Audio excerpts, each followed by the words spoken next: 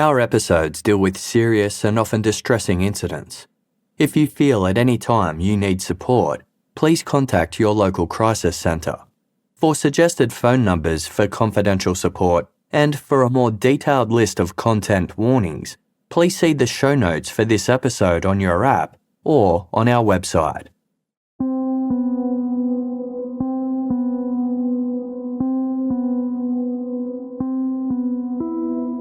At 2 p.m. on Monday, August 22, 2005, 38-year-old Stacey Castor called the police.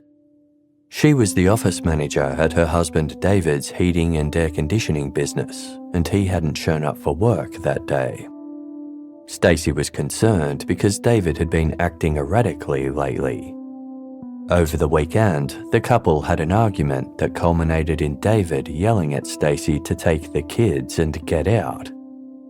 He also warned her that if she ever left him, he would make her sorry. Afterward, he locked himself in the bedroom of their home in the town of Clay, New York. Stacey hadn't heard from David since. She tried calling him at home, but he didn't answer. She told the police she couldn't understand why he was acting this way, but admitted that he had been depressed lately. She agreed to meet an officer at the house so they could conduct a welfare check. Sergeant Robert Willoughby arrived at the Castor's home and found Stacey sitting in a lawn chair out the front. Given the situation, her body language was unusually relaxed. She explained that she'd been waiting for the police to arrive before she entered the house. Stacey let Sergeant Willoughby inside, stopping in the kitchen while he continued toward the main bedroom. He found it unusual that she showed little interest in checking on her husband herself. Willoughby tried the bedroom door and found it locked. He knocked loudly and identified himself, but received no response. Unsure whether David was inside, Willoughby walked around the outside of the house to see if he could look into the room through a window. The blinds were closed, so he retrieved a ladder to check a higher window, but still couldn't get a clear view. Sergeant Willoughby went back inside. Stacey followed him for a moment before inexplicably disappearing into the garage. With no other option, Willoughby kicked open the bedroom door. Inside, he found 48-year-old David Castor lying naked on the bed. He was motionless, turned on his side and facing the wall. What appeared to be reddish-brown vomit had pooled around his head and was caked on his hands. Clothes and bedding scattered messily throughout the room also appeared to be stained with vomit. One of David's hands was stiff and curled in a claw-like position, as though he had been gripping a glass. On the nightstand beside the bed were remnants of cranberry juice, a bottle of apricot brandy, and a short glass half filled with a bright green liquid. From outside the room, Stacey called out, asking whether her husband was okay. Willoughby checked David's pulse before responding, "No, he's not."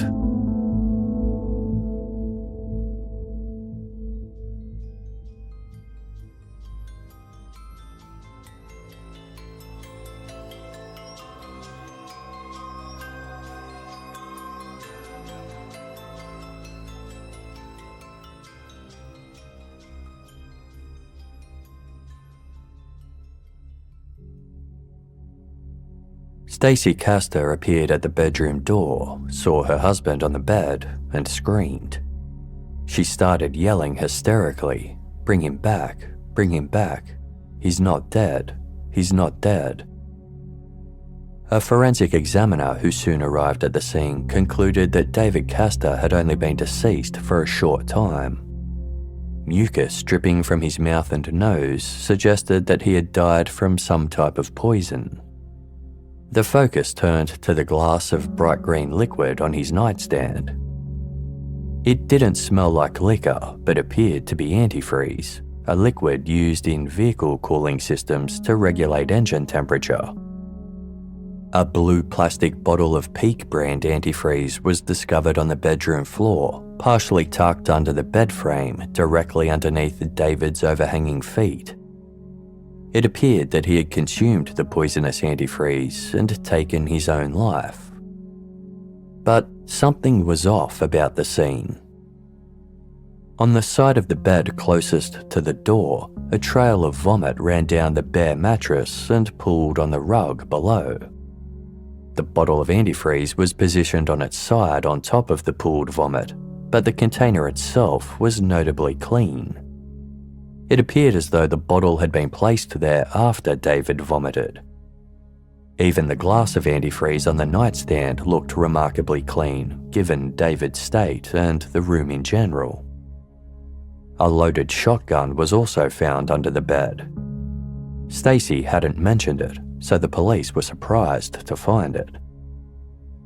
In the adjacent bathroom, a towel rack had been torn from the wall, but nothing else appeared amiss in the rest of the house. Meanwhile, Stacey remained in a state of denial about her husband's death, demanding that paramedics come to the house and save him. When questioned at the scene, she revealed that David had been drinking copious amounts of alcohol that weekend and had not been acting like himself. Stacey said she hadn't been at home the day before as she'd been out shopping. She said she'd gone to Walmart and had a receipt to prove it, but couldn't remember what she had done with it and that she must have thrown it away. Police searched the kitchen bin in an attempt to find the receipt. Barely hidden beneath a few pieces of paper, they discovered a turkey baster.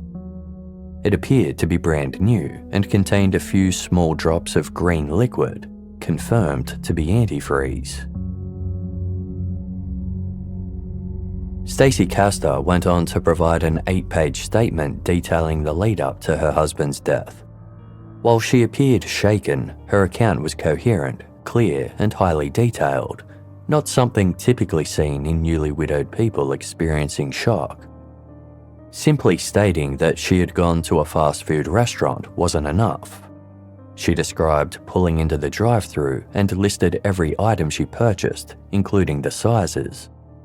She recalled the specific brand of cigarettes she bought at a convenience store, the people she spoke to on the phone, and the names of friends she ran into.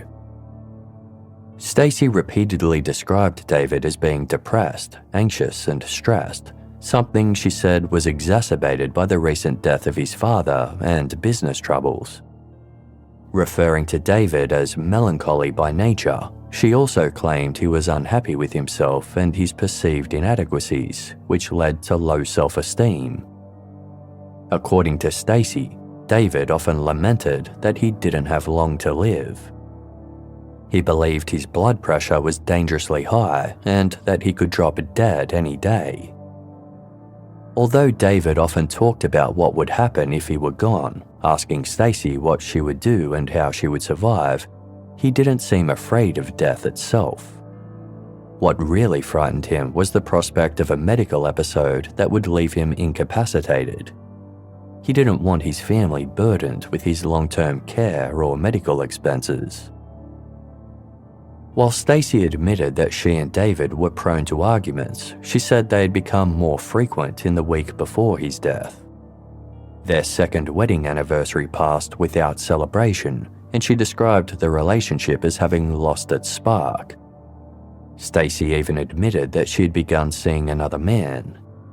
For his part, David had tried to bring some romance back into the relationship by suggesting they go on a second honeymoon, but Stacey didn't think it was practical. She felt they would have to take their daughters with them, as the youngest was 15, and Stacey thought she was still too young to stay home alone for 2 weeks. This led to their biggest argument yet. David had always carried some resentment about being a stepfather to Stacey's 2 girls, and he often expressed jealousy when she gave them attention instead of him. It was this latest fight that led to David locking himself in the bedroom on the night of Friday, August 19. When he eventually emerged, he and Stacey spent the next 7 hours arguing on and off about their many issues. Stacey recalled David drinking a glass of soda during the ordeal. When she asked for a sip, he told her, "Get your own." She thought he was simply being difficult, but in hindsight, she wondered whether he had put something in the drink to harm himself and didn't want her to be affected as well. While David had never been violent towards Stacey, she said that the recent change in his demeanour made her feel as though he could lash out at any moment, and she became afraid to talk to him. Over the weekend, David continued to isolate himself in the bedroom and to drink heavily, at times vomiting all over himself. Stacey said she tried to help by cleaning up, keeping David hydrated, and rubbing his sore feet. As his condition worsened, she repeatedly asked whether he needed medical attention, but David refused. On Saturday, David passed out on the bedroom floor, and Stacey had to call a friend to help lift him onto the bed.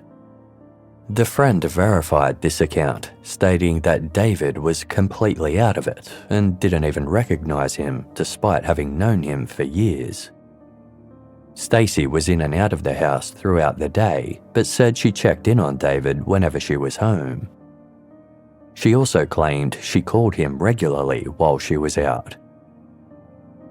At 5 a.m. on Sunday, August 21, Stacey said she heard David dry retching in the bedroom and went in to make sure he was okay.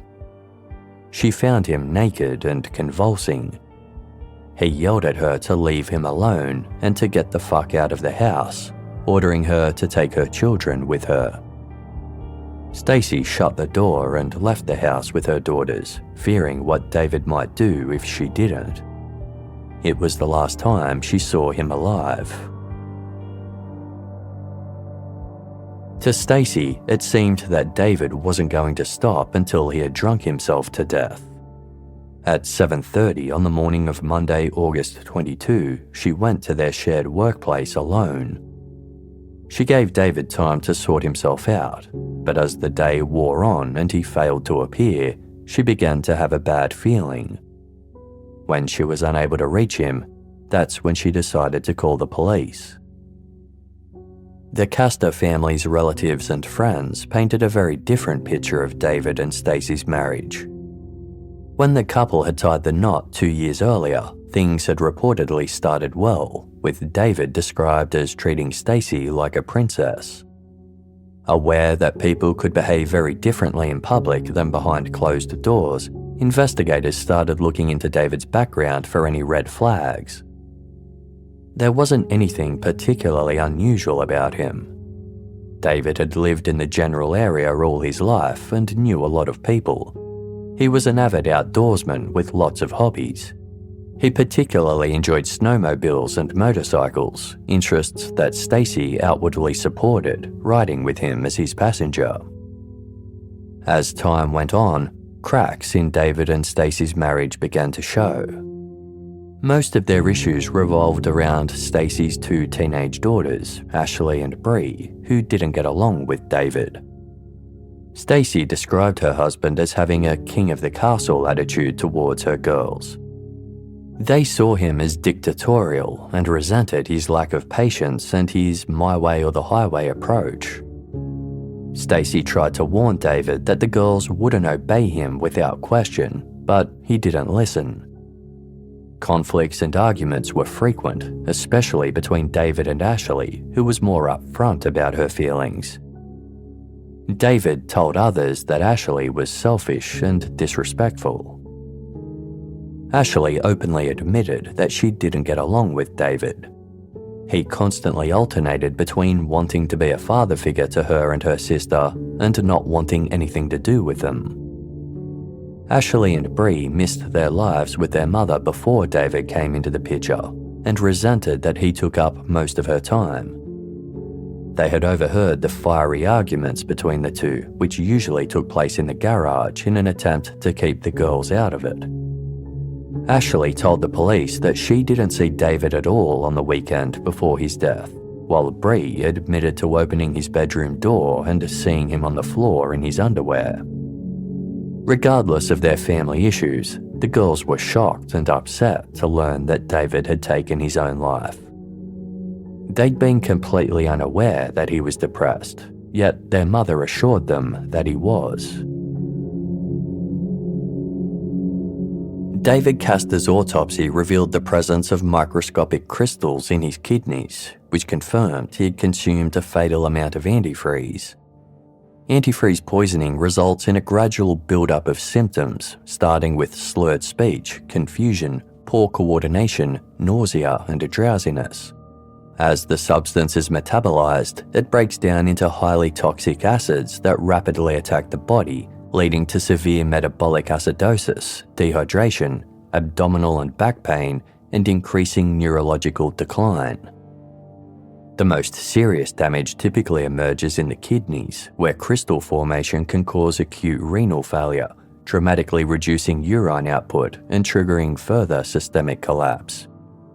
In its final stages, untreated poisoning can progress to heart rhythm disturbances, seizures, coma, and ultimately death from multi-organ failure. It was a horrific way to die, but Stacey Castor didn't find it particularly unusual that David had chosen this method to take his own life.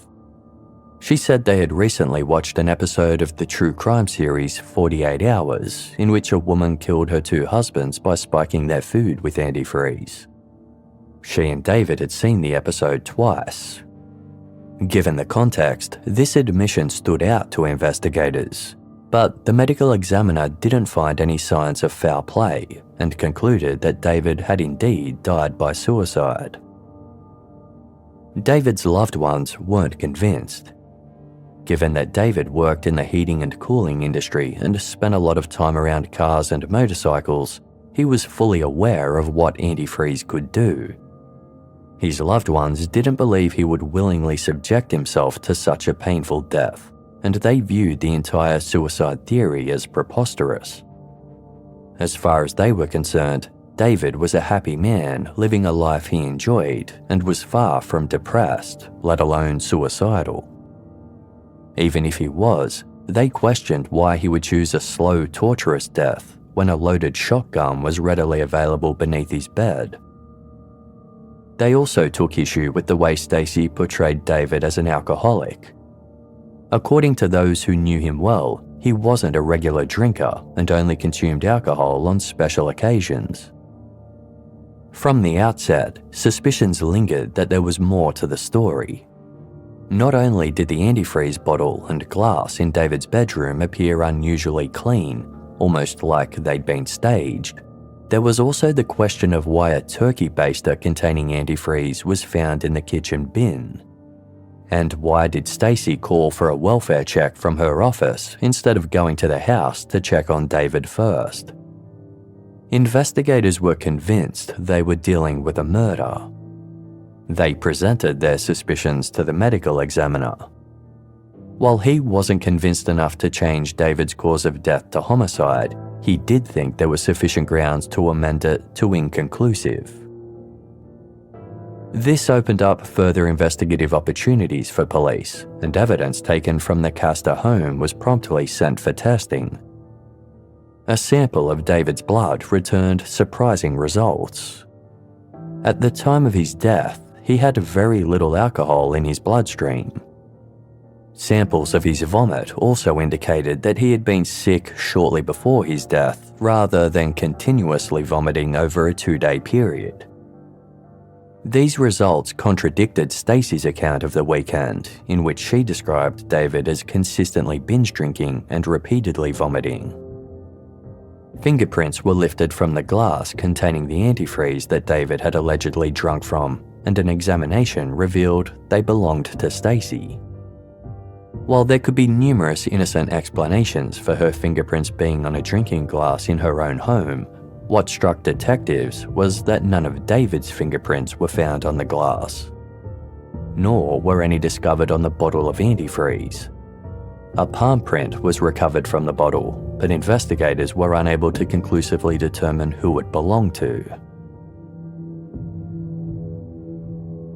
Phone records revealed further holes in Stacey Castor's account. While she had told police that she regularly called home over the weekend to check on David, records from her cell phone, work phone, and the various landlines she had access to showed that she only called home once. The call was made from her work phone on the afternoon of Monday, August 22, right before she called 911. Investigators also found it odd that Stacey had arrived at work at 7:30 a.m. but didn't call the police to conduct a welfare check until 2 p.m. They wondered whether she was giving David ample time to die before notifying the authorities. The most compelling evidence came from the turkey baster found in the Castor family's kitchen bin. David's DNA was found on the tip in quantities far greater than would be expected from casual contact. Testing showed the DNA was from his saliva, suggesting the tip of the baster had been in his mouth.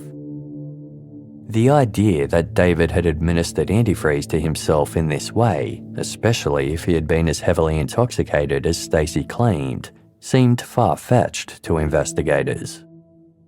They concluded that David was likely lying incapacitated on the bed while someone stood over him using the baster to drip antifreeze into his mouth. And while they believed that person was Stacey, they also explored other possibilities. Investigators looked into whether David had any enemies, debts, affairs, addictions, or a secret life that his friends and family might not know about. Finding no evidence that he did, Stacey Castor remained the primary suspect. This theory was bolstered by the discovery of David's will, in which he left Stacey his entire estate, including his business. In the event that Stacey died before him, the will stipulated that David's estate would pass on to her 2 daughters or their offspring. Notably, David's own son from a previous marriage was omitted from the will. This was perplexing given that they had a good relationship, and in a previous will, David had left everything to his son and ex-wife. None of his family members were mentioned in the will either, which was highly unusual given how close he was to them. The will was apparently signed by David and 2 independent witnesses the day after he married Stacey. But David's signature appeared rough and uncertain, as though someone else was trying to replicate it. Legally, the 2 witnesses were required to sign the document in David's presence. However, when questioned by investigators, they admitted that Stacey had brought them the document for the first time after David died and asked them to sign it. Even though they knew it was wrong, they felt that Stacey had been through enough, and they didn't think it would be a big deal. Neither of the witnesses said they had considered the possibility that Stacey could be using them as part of a larger scheme. By the time of David's funeral, his loved ones were still confused about the circumstances of his death. To them, it all felt like a bad dream. They couldn't reconcile what they had been told about David with what they personally knew about him. Many were also left with an uneasy feeling about David's final resting place. Stacey had arranged to have him buried in a plot right next to a man named Michael Wallace, who happened to be her first husband.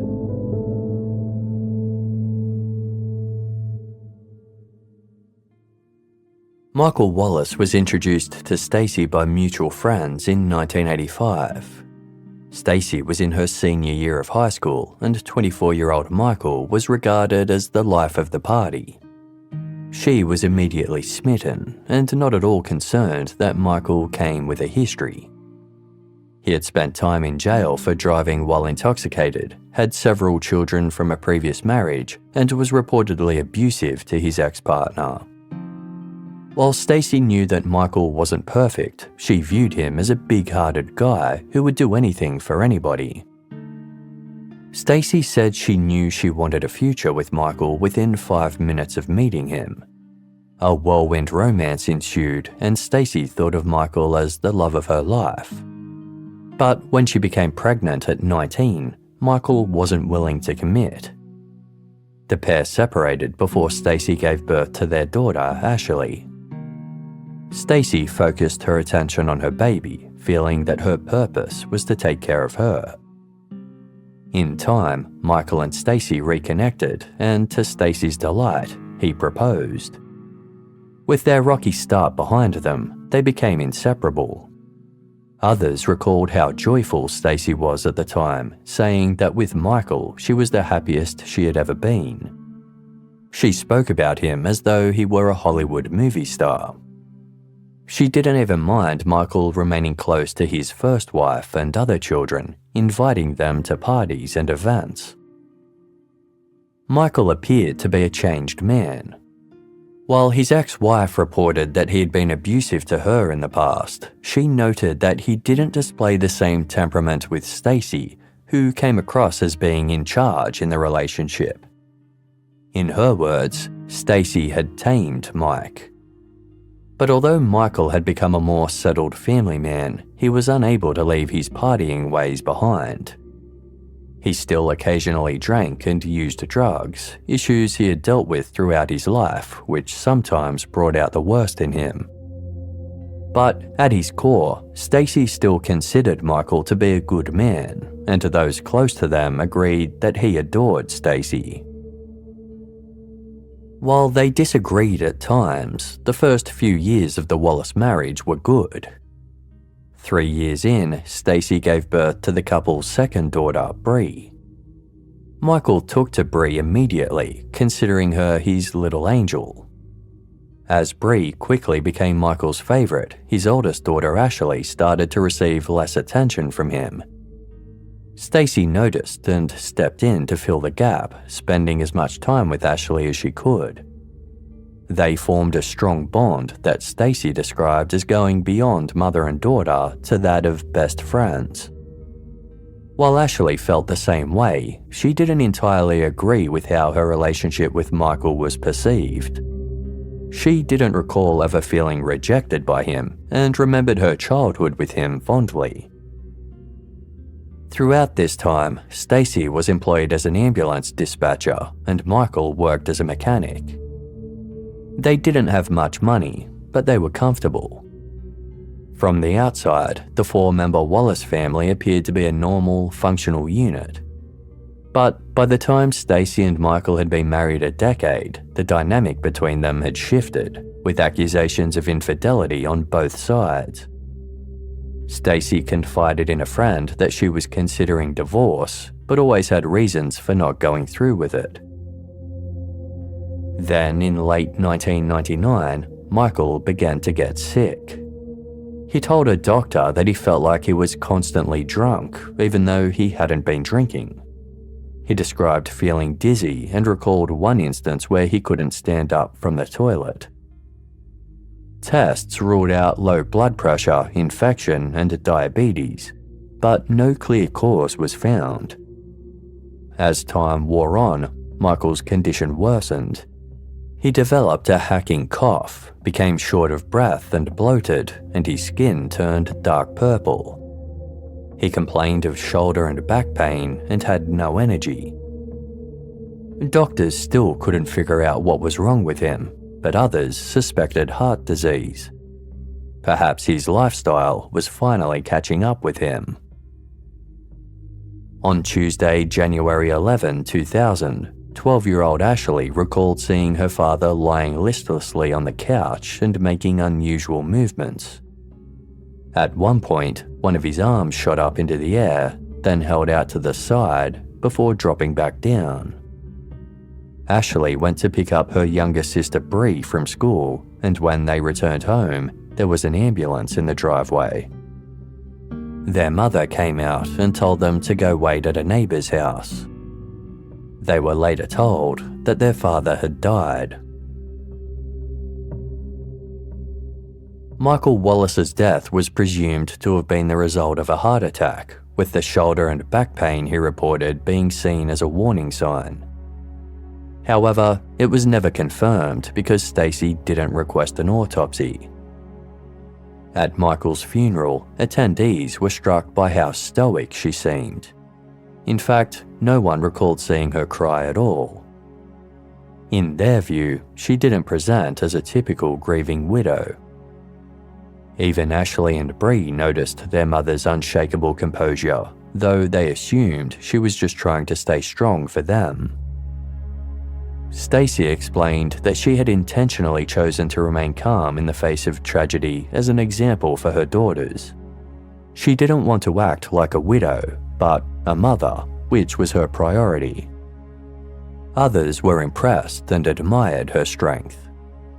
Stacey collected Michael's $50,000 life insurance payout and used the money to pay for his funeral, settle some debts, and take her daughters on a vacation. The trio appeared to adapt to Michael's absence surprisingly quickly, seeming happy again almost overnight. That sense of stability was shaken when Stacey met David Castor 2 years later in 2002. Another whirlwind romance followed, and they married the following year. While Stacey was happy with David, her daughters were not, and tension within the household persisted up until his death. Just as she had after the death of her first husband, Stacey appeared to recover from their tragedy quickly and with little outward mourning. Once again, she maintained that she wanted to set a good example for her daughters. Ashley and Bree were relieved that life felt peaceful and happy again, like it had before their mother met David. Privately, some people thought it was strange that Stacey had lost 2 husbands within the span of 5 years. They told themselves that she simply had bad luck. But in the weeks after David Castor's death, investigators weren't so sure. The similarities between David and Michael's deaths were too precise to be dismissed as mere coincidence or misfortune. They were particularly struck by the fact that Michael had exhibited symptoms of alcohol intoxication while insisting that he hadn't been drinking. David's death had been similar, with antifreeze poisoning mimicking the effects of alcohol intoxication. The possibility that Stacey could have also been responsible for the death of her first husband intensified the investigation into her. Her phones were tapped and covert surveillance cameras were installed in locations she frequently visited, including the cemetery where her 2 former husbands were buried side by side. This camera was useful for what it didn't capture. At no point was Stacey recorded visiting either man's grave, not even on the anniversary of David's death. Given that Michael Wallace's body hadn't undergone an autopsy, investigators made the decision to exhume his remains. What was left of Michael's organs were tested, and no sign of heart disease was found. A sample of his kidney was examined under a microscope and crystals were identified. The crystals were compared to those found in David Castor's kidneys, which had been caused by the antifreeze. To the shock of investigators, they were a match. While this discovery confirmed that Michael had also died as a result of antifreeze poisoning, testing also revealed that he had ingested rat poison. This weakened the already highly unlikely possibility that Michael might have impulsively taken his life using antifreeze, and pointed toward a more sustained and deliberate pattern of poisoning over time. And because Michael had sought medical help for his worsening symptoms, it further suggested that he didn't want to die and wasn't fully aware of what was happening to him. Stacey Castor was informed that Michael Wallace's body had been exhumed and that evidence of antifreeze had been found in his remains, but investigators intentionally withheld the information about the rat poison. In response, Stacey made a cryptic comment saying, "I'm sick of being controlled by someone from the grave." In a subsequent 3-hour interview, Stacey was asked to clarify how many times she had called David Castor between Friday, August 19 and Monday, August 22, before she called the police to request a welfare check. She stated that she had called from her cell phone every 30 to 45 minutes. Investigators already knew from her phone records that no such calls had taken place. They then asked Stacey to repeat details from her original statement regarding David's death, some of which she now described differently. When shown an image of the glasses on David's nightstand, Stacey pointed to an empty one and began explaining that she had brought him cranberry juice, but then misspoke. She said, "Well, I poured the cranberry juice into this glass." When told her fingerprints were found on the glass containing the antifreeze, Stacey abruptly replied, "That's it, I'm done. I want an attorney." She stopped answering questions and got up to leave. Before she left, she noticed a close-up photograph of the turkey baster recovered from her kitchen trash bin. Clearly unsettled, she wanted to know about it, but an investigator replied, "Sorry, you've discontinued the interview. I can't talk to you anymore." Stacey denied any involvement in either Michael or David's deaths. While she remained under suspicion, she eventually visited their graves. Cameras recorded her showing little emotion, and she left shortly after. Investigators interpreted the visit as being less about paying respects and more about confirming whether Michael's body had been exhumed. Phone taps captured her speaking with friends, expressing anxiety about the investigation and insisting that she hadn't killed either man. She also said she didn't believe the claims that antifreeze had been found in Michael's body. A little over a week after the discovery that Michael Wallace had been poisoned, on the morning of Friday, September 14, 2007, Bree Wallace was walking down the hallway of her home when she heard something strange. It sounded like shallow gasps and strained moans coming from her older sister's bedroom. Bree opened the door and saw 20-year-old Ashley lying at the foot of the bed with pillows piled on top of her head. Bree removed them and found Ashley in a catatonic state. Her eyes and mouth were open, but her gaze was unfocused and her expression was one Bree had never seen before: fear. Ashley didn't respond when her name was called. As Bree screamed louder, their mother rushed into the room. On seeing Ashley, she immediately called 911, telling the operator, "I think my daughter took some pills. My youngest daughter came into her room and screamed, and I just woke up. She's having trouble. It sounds like there's something in her throat." At that moment, Ashley began vomiting. Stacey was instructed to roll her onto her side so she wouldn't choke. She remained panicked, but was able to answer the operator's questions clearly. As an ambulance was dispatched, Stacey admitted that she had left Ashley sleeping for almost 20 hours without checking on her. She suspected Ashley might have overdosed on sleeping pills, but couldn't estimate how many she had taken. She also added that Ashley had drunk an entire bottle of vodka. Bree, who had initially left the room in distress, finally returned and noticed a folded piece of paper near the head of Ashley's bed. She hadn't seen it earlier, but now it was obvious. She picked it up and began to read a typed message, but her mother quickly took it from her. "What do I have to read?" Stacey asked while still on the phone with the 911 operator, adding, "She left a letter." The letter read, "Mummy, when you read the letter, just remember I love you and everything I did because I love you. I'm sorry all of this is happening to you, but now everyone is going to know what really happened, and they know it wasn't you, it was me. No one was ever supposed to know about Daddy.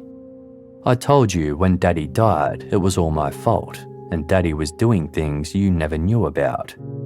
He was drinking. He was smoking pot again. I saw him. He was mean to you and me, and he only ever loved Bree. I couldn't let him do those things to you anymore. You think I don't remember how things were, but I do, and I didn't ever want to live like that anymore. It wasn't fair to you or me. Daddy wasn't going to be good to you, only Bree.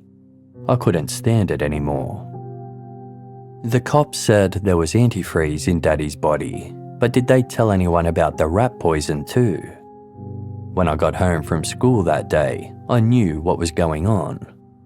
Daddy was barely breathing. I knew he was going to die. That's why I didn't call you for help or anyone else.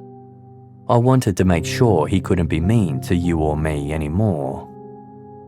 He died before I went to pick up Bree from school. I watched him, and I knew he couldn't hurt you anymore. Then we were happy for a while, just the three of us. And then you married David, and he was mean to you. He was mean to all of us. Meaner than Daddy, and I knew you loved him like you loved Daddy, and you were going to let him treat you like he did, and you wouldn't leave. It wasn't fair, Mummy. He didn't love you or me or Bree. I never thought anyone would miss David. No one but you loved him. It was harder than with Daddy because you were always home or with him, but I did it. I made sure he would never hurt you anymore too. That Friday when David came home so you could go to the post office is when I first did it. It was easy. I asked him if he wanted something to drink and I put the antifreeze in his glass with some soda. He drank 2 whole glasses. That was it. Only it took longer for David than with Daddy. Once I put the antifreeze in Daddy's Gatorade, it only took a day or so, and that's when he died. When you were sleeping on the couch after David locked himself in the room, I got the extra key because I knew where he hid it, and I put stuff in the room. I tried to get him to drink some of that booze with the dropper thing, but he was out of it and wouldn't. I poured the antifreeze in the glass and on the floor and left the bottle in the room, and then I put the gloves back in the kitchen and got ready for work. You never knew. All these cops are saying all of this stuff about you to everyone you know, and Mummy, it's just not fair when you told me they dug Daddy up. I knew what was going to happen. No one was ever supposed to know, Mummy, and now that they do and they think you did, but you didn't, it was me. When the cops came to my school today, I thought they had figured it out and I was going to jail, but they didn't take me. Mummy, I can't live like this and watch what they are doing to you. Not anymore. But I can't go to jail for the rest of my life. I can't put you through that. I did the only thing I could to help you, Mummy. I know you hate me for doing what I did, but Mummy, remember, I love you more than anything, and I did it for you and for us. Please forgive me. Mummy, someday when all of this is over, please forgive me. Make sure you take care of Bree. She is all you have left now. Remember how happy we all were together, and you will be happy again, I promise you. Mummy, tell Matt I love him, and I'm sorry. Tell Bree to be a good girl for you, and I love her. Please don't hate me. Remember, I love you. Ashley. Ashley was rushed to hospital. She was drenched in sweat, trembling, her teeth chattering, and her body convulsing. Tests confirmed elevated levels in her blood work, and her heart rate was dangerously high. If Bree hadn't discovered Ashley when she did, doctors thought she would likely have died before the morning was through. In the hospital, Bree told police that she had been worried about her older sister since the previous day. She mentioned the note she had found on Ashley's bed, believing it might have been a suicide note, but said she only managed to read the first few lines before her mother took it. With nothing to suggest that Ashley was depressed or suicidal, it was a very unusual turn of events. She had been looking forward to starting college and had recently told her boyfriend that she would never consider taking her own life. And yet, Doctors described the variety and quantity of drugs found in Ashley's system as a smorgasbord.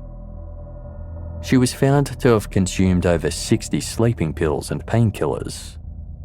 After undergoing dramatic life-saving efforts, Ashley's awareness of her surroundings slowly began to improve. She could hear questions being asked, but wasn't conscious enough to respond. Finally, she managed to ask, "Was I in a car accident?" Investigators explained that a typed suicide note had been found at the head of her bed, confessing that she was responsible for the deaths of her father, Michael Wallace, and her stepfather, David Castor. After being told she had overdosed, Ashley looked at the investigators like they were crazy. "What note?" she asked. "What pills?" "Mum gave me an Ambien pill. I didn't write any note. I didn't try to kill myself.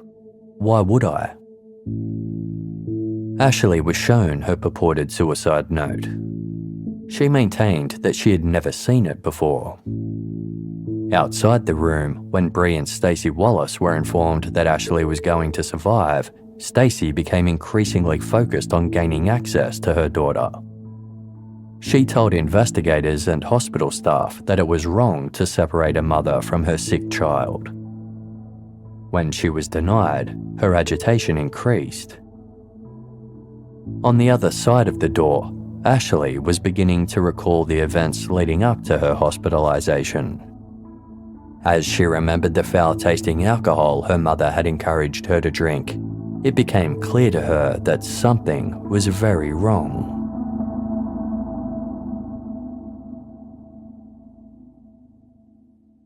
Ashley recounted her memories of the days leading up to her hospitalization to investigators. She was on campus, about to start her first day of college, when detectives paid her a visit and told her that her father Michael hadn't died of a heart attack, but had in fact been poisoned. She found this difficult to believe and immediately called her mother. Unbeknown to them both, the call was being monitored. Ashley complained about having been questioned by police when all she wanted to do was go to class. Stacey was sympathetic and agreed to pick her up. Once they got home, Ashley was surprised when her mother suggested, "Let's get drunk because we've had a hard day." It was unlike her mother to suggest such a thing, as she had never previously encouraged Ashley to drink alcohol. Ashley could recall only one other instance in which she was allowed to try a beer, and even then her mother monitored the situation closely and didn't let her drink any further. But because Stacey was her best friend, and because she had no reason to doubt her, Ashley agreed. Stacey poured her a glass of watermelon-flavoured vodka. It had a strange taste, but Stacey assured her daughter it was just the fruity flavouring. Ashley continued to drink, but after a while, she began to feel lightheaded and threw up. Stacey told her this was normal and offered her a pill to help her sleep it off. The next day, Ashley felt somewhat hungover, but otherwise able to function. When she returned home from class later that morning, Stacey immediately suggested, "Let's get drunk. Let's just get totally drunk."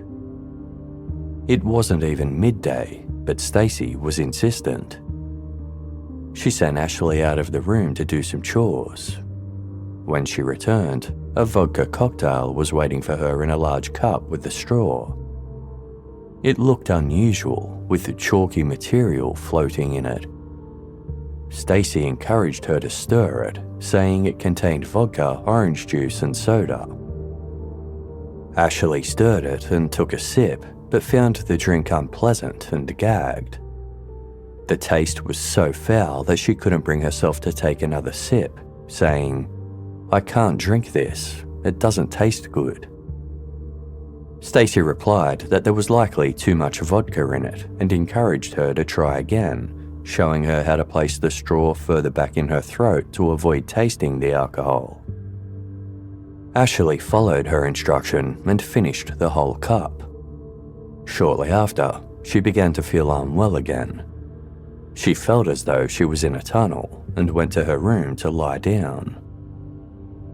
Later that day, Stacey took a phone call from Ashley's boyfriend, Matthew. Phone taps recorded the conversation, during which Stacey said Ashley was in her room asleep and drooling normally.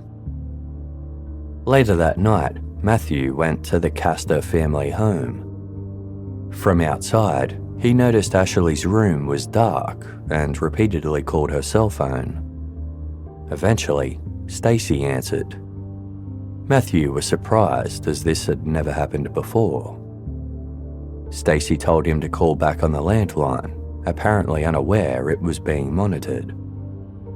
When he did, Matthew asked to speak with Ashley, but Stacey said she was asleep and couldn't be disturbed. Thinking quickly, he asked for a favor. Without telling Stacey that he was outside the house, Matthew said that he had lost his ATM card and suspected it might be in Ashley's room. Stacey agreed to go and look for it. A short time later, Stacey returned to the phone to report that Matthew's card was not there. Matthew was incredulous. He had been watching the house and hadn't seen a light go on in Ashley's bedroom, suggesting Stacey had never gone in there to look. As the night continued, Stacey hosted a small gathering in the backyard while Ashley remained in her room, supposedly asleep. About 18 hours after she had drunk the vodka cocktail, Ashley was found on the brink of death by her younger sister. An examination of the Castor family's computer revealed that the supposed suicide note had been written in stages over time. 2 drafts were saved, which differed slightly from the final version found in Ashley's bed, with the last recorded access occurring on Wednesday, September 12, 2007, 2 days before Ashley was hospitalized.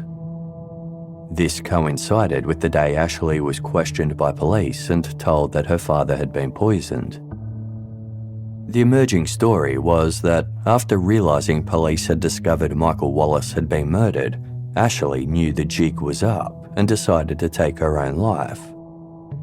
But first, she typed out a full confession in a suicide note, also admitting to having murdered David Castor. Yet, this theory didn't align with the evidence. The suicide note was last accessed on the Castor computer at 2:27 p.m.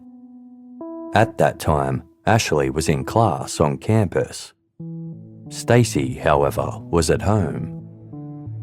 She picked Ashley up at around 3:30 p.m. to begin their impromptu drinking session. Notably, some words in the note were spelled correctly in one section but misspelled elsewhere.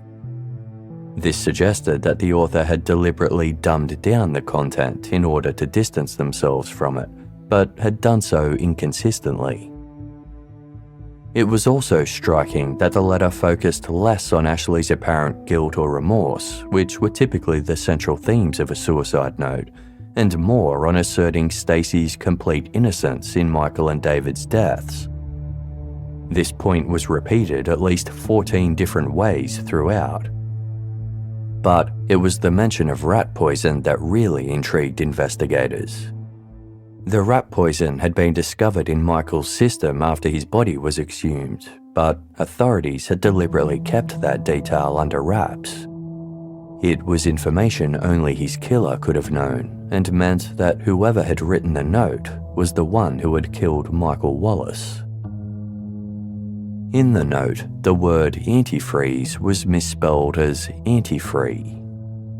While this could have been dismissed as a simple spelling error, investigators recalled a prior interview with Stacey, during which she had referred to filling David's glass with antifree before quickly correcting herself to say it was cranberry juice. They wondered whether she had intended to say antifreeze but had cut herself off mid-word, or whether she in fact had a habit of referring to it as antifree, which would provide a strong potential link to her being the author of the suicide note. This link was strengthened when investigators compared the note to samples of Stacey's writing, which revealed identical idiosyncratic grammar and word usage. Although Stacey said she hadn't read the note, she still referred to it as a suicide note, clarifying that she had read the first couple of lines before stopping. While she wouldn't openly claim that Ashley had authored the note, she maintained that she hadn't written it herself. She accepted its contents and said she fully believed that Ashley had killed both of her husbands. Investigators had long intended to arrest Stacey, but had been cautiously taking their time to gather solid evidence. Now that it was looking like she was willing to harm her own children to avoid suspicion, they moved forward and placed her under arrest for the murder of David Castor and the attempted murder of Ashley Wallace. While investigators were convinced that Stacey was also responsible for Michael Wallace's death, they proceeded with the charges they were most confident would secure a conviction. Stacey appeared largely unfazed during the booking process, treating the situation as though it were a big mistake. She said her children were her whole life and insisted that anyone who knew her would attest to the fact that she'd never hurt them. She maintained that Michael had died of natural causes, that David had taken his own life, and that Ashley intended to do the same. Stacey said she was not even remotely guilty and insisted that she had loved both of her husbands. She revealed 2 tattoos, one on each shoulder, which she had gotten after their deaths. Each depicted a teddy bear with the man's birth date above and the date of his death below. She continued to assert that the wrong person had been arrested and that her innocence would be proven. Even some of Stacey's closest relatives and friends believed that Ashley was the real killer. They accepted the notion that Ashley, despite being just 12 years old at the time of her father's death, had devised, carried out, and nearly succeeded in an elaborate poisoning scheme on 2 separate occasions. They portrayed Ashley as jealous of the attention Michael gave to her sister, Bree, suggesting that this motivated her to commit murder. They also pointed to her conflicts with David as further evidence of instability. "I've seen her temper," one person said, suggesting it was enough to prove she was capable of double homicide. Stacey encouraged the suggestion that a 12-year-old was fully capable of premeditated murder, telling an ABC reporter after her arrest, "Children are killing children, and children are killing other people. Every single day." Ashley struggled in the aftermath of her mother's arrest. She couldn't understand why Stacey wasn't defending her and instead trying to implicate her in the murders. For someone she previously considered her best friend, it was a crushing blow.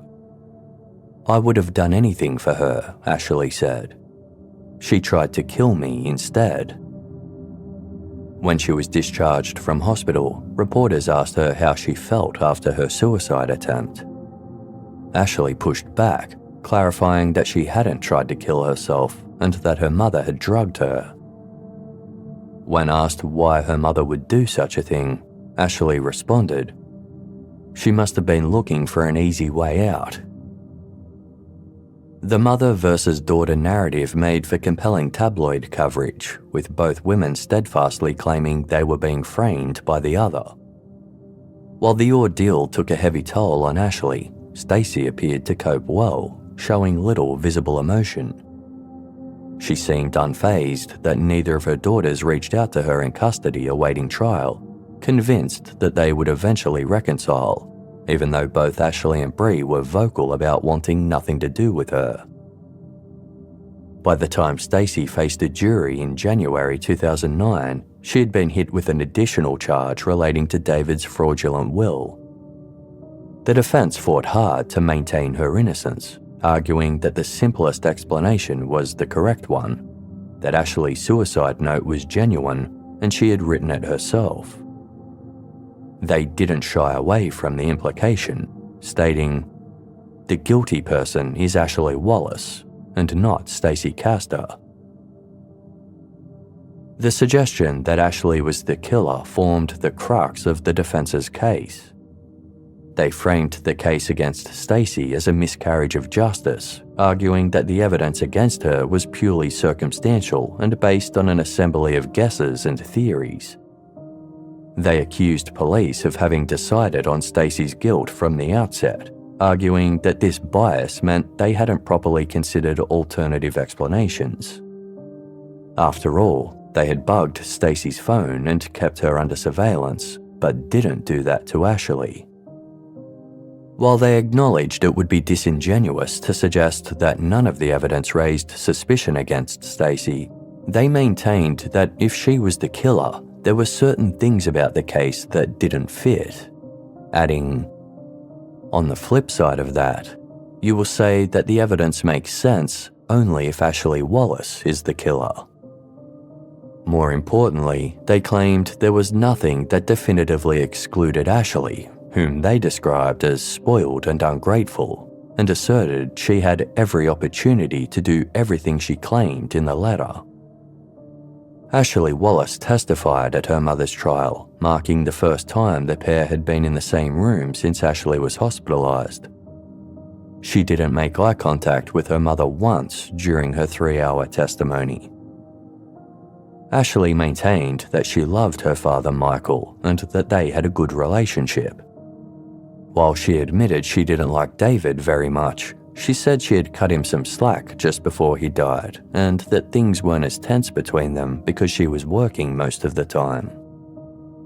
Ashley said she was aware that David was sick in the bedroom over the weekend before his death, but maintained she was never alone in the house with him during that time. She said she didn't see him at all and was at work when he was found dead. Ashley spoke about her mother's unexpected and uncharacteristic suggestion that they get drunk together after Michael was found to have been poisoned. She described how the first attempt left her feeling sick. The prosecution portrayed this initial incident as a trial run for the actual murder attempt the next day, arguing that Stacey was testing whether Ashley would comply and drink something offered to her without question, even if it tasted off.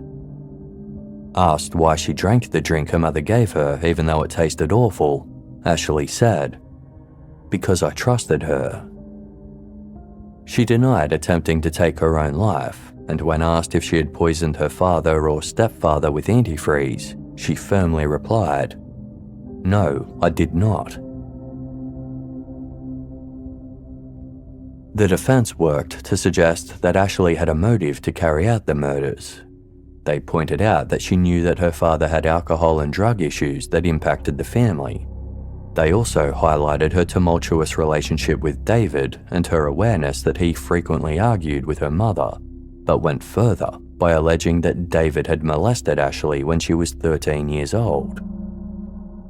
Ashley had never made such an allegation, and there was no evidence to support the suggestion. This line of questioning stopped as quickly as it was established, with observers viewing it as an attempt to provide the jurors with a possible motive for viewing Ashley as the killer, even if the suggestion itself was baseless. The defense produced a letter Ashley had once written to a former boyfriend in which she complained about David and expressed a desire to punch him in the face. She also wrote that she wanted to leave home, adding that when she moved out, her mother would be sorry. Ashley didn't shy away from acknowledging these feelings. She was a moody teenager and made no pretense of liking David, but maintained that it didn't mean she wanted him dead. She also didn't deny having written a note during a particularly low point after her father's death, in which she expressed a fascination with death and dying. In the note, she wrote that she had attempted suicide twice but hadn't gone through with it because, quote, "Each time I thought about my sister and how I couldn't have her here without someone to protect her or someone for her to look up to sometimes." The defense's implication was that because Ashley admitted to attempting suicide in the past, she was therefore capable of doing so again. However, she maintained that there was no third time. Bree Wallace also took the stand. Unlike her older sister, she was far more emotional while testifying, often breaking down in tears and needing to pause to drink water and compose herself.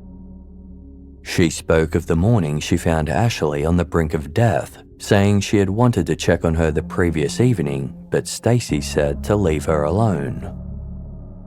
Bree had nevertheless opened the door and looked in, but Stacey quickly shooed her away, saying, "She's fine, leave her alone. I want her to sleep through until morning." Stacey sat impassively as her daughters testified, never looking up, but occasionally resting her head on her hand. She remained calm and steadfast as she testified in her own defense. The first question posed to her by her attorney was whether she had killed Michael Wallace. "No," she replied. She said she had loved Michael with all of her heart and still did. But she maintained that he had treated their children differently, describing how he favoured Bree by being present from the moment she was born and calling her princess. Stacey said Michael didn't have the same connection with Ashley, who didn't receive her own affectionate nickname. She alleged that Michael had spanked Ashley, but not Bree, and described Ashley as having behavioural issues since early childhood. At Michael's funeral, she recalled that Bree was distraught, while Ashley remained stoic. Stacey also pointed out that she wasn't the only one who felt it was unnecessary to order an autopsy for Michael, noting that his own mother had agreed. As for David Castor, Stacey maintained that she had loved him too. She repeated her account of his final weekend, describing his heavy drinking following her refusal to go on a trip with him. She claimed that on the Friday she had gone to the post office for an hour, during which Ashley was home with David. This was notable, as Ashley's supposed suicide note stated, "That Friday, when David came home so you could go to the post office, is when I first did it," implying that Ashley had poisoned David while Stacey was out. What was striking about this testimony was that Stacey never mentioned a post office trip at any point during the prolonged police investigation, including in her many informal and formal interviews. Nor did she ever tell investigators that Ashley had been alone with David at all that weekend. Stacey admitted to having friends sign David's will after his death, a revelation that only further undermined her credibility and suggested a willingness to be deceptive. She maintained it was something they had discussed but never completed, and said she simply wanted to ensure his estate was settled the way he had intended, adding, "I could never have anticipated in a million years that I would be widowed after 2 years of marriage." She also clarified that when she said antifree during her police interviews, she had intended to say antifreeze, but stopped herself before finishing the word. Stacey admitted she had given Ashley a vodka mixer to celebrate her first day of college, but denied giving her any pills. She also denied much of what Ashley had alleged about the events leading up to her hospitalization, including that she had prepared drinks and forced her to consume them. She maintained that whatever Ashley had drunk, she had done so on her own without Stacey's involvement or approval. She also didn't find it unusual that Ashley had a long sleep afterward, as she said she was prone to sleeping for extended periods. Stacey claimed she checked on Ashley throughout the night, but only realised something was wrong when Bree found her the next morning. After 4 weeks of proceedings, the jury took 16 hours to deliberate. Stacey Castor remained characteristically emotionless as she was found guilty of all charges. The verdict immediately vindicated Ashley Wallace, who embraced her sister Bree, as both cried in relief. Outside court, Ashley expressed her happiness that the whole ordeal was over, saying, "I can honestly say this is the best day of my life because I knew I didn't do it. Now that I know everybody knows I didn't do it, it's just 10 times lighter."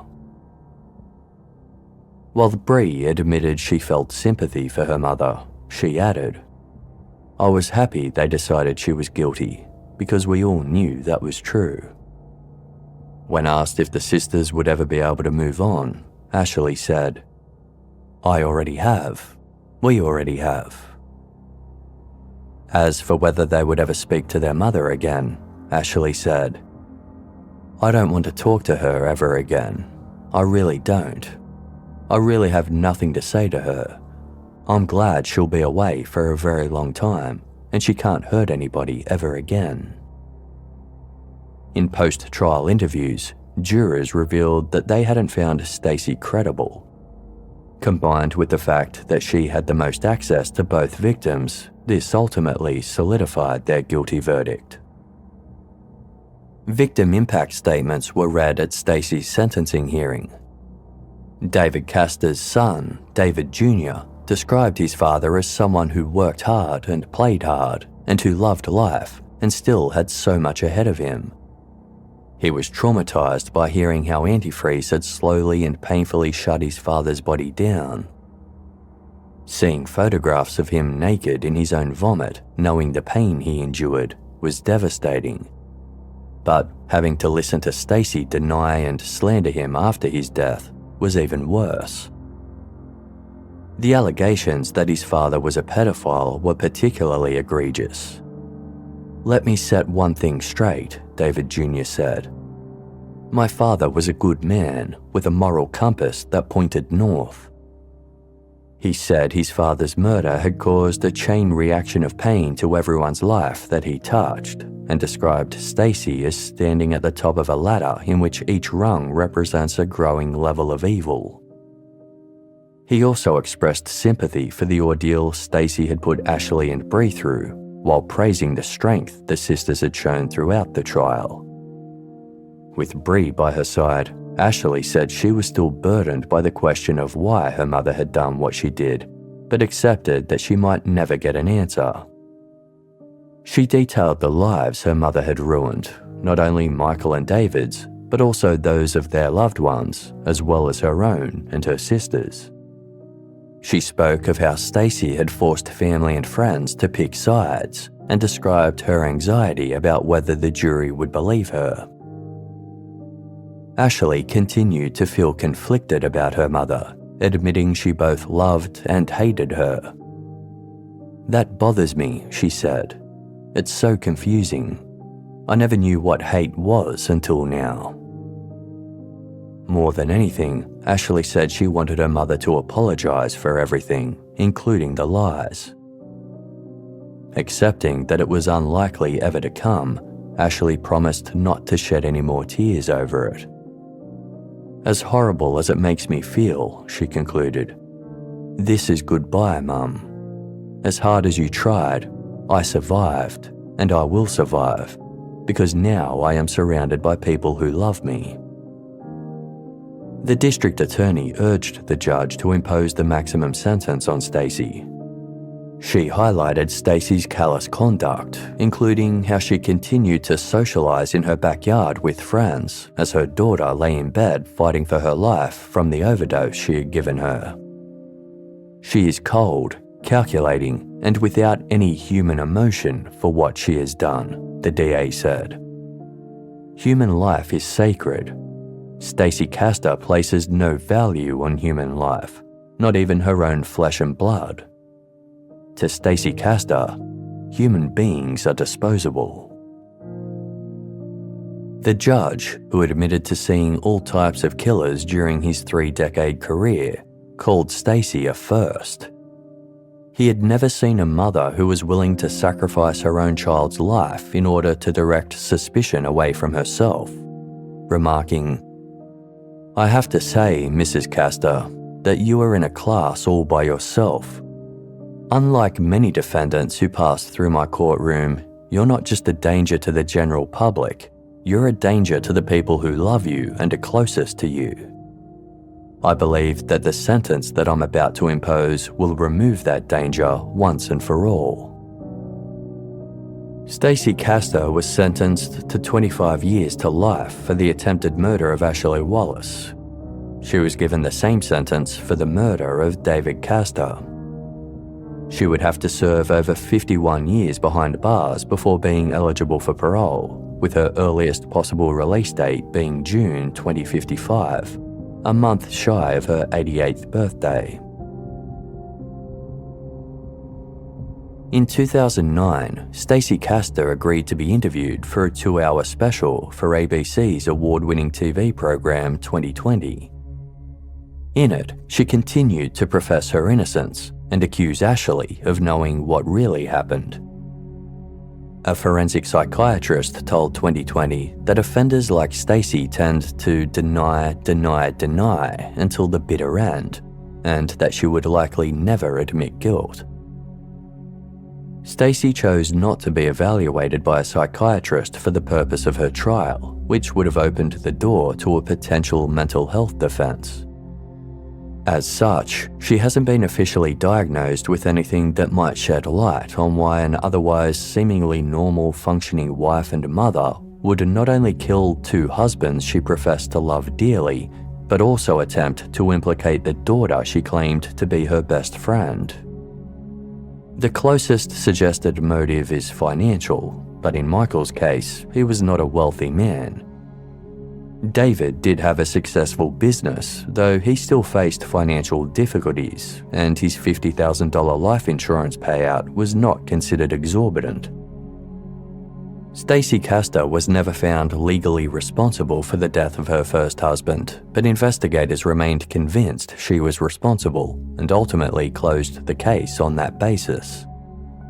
They considered it fortunate that Michael's remains weren't cremated, as the truth surrounding his death might otherwise never have been uncovered. They also acknowledged that had Stacey not made the mistake of attempting a second poisoning, she may well have escaped justice for Michael's death entirely. While there has been no evidence to suggest that Stacey has any other victims, it is widely accepted that she could have killed again had she not been found out. However, she didn't display the broader traits typically associated with serial killers. According to commentators, the one pattern she did demonstrate was an ability to use her own child in a way that served her own needs. Neither Ashley nor Bree spoke to their mother again after the trial.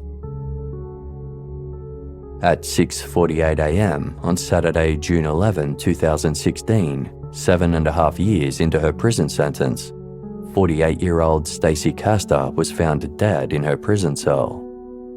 Her cause of death was a heart attack, and no foul play was suspected. Stacey was laid to rest in a shared grave with her first husband, Michael. Her burial placed each of her husbands, both her victims, on either side of her. That same year, David's son arranged for his father's remains to be disinterred and reburied elsewhere.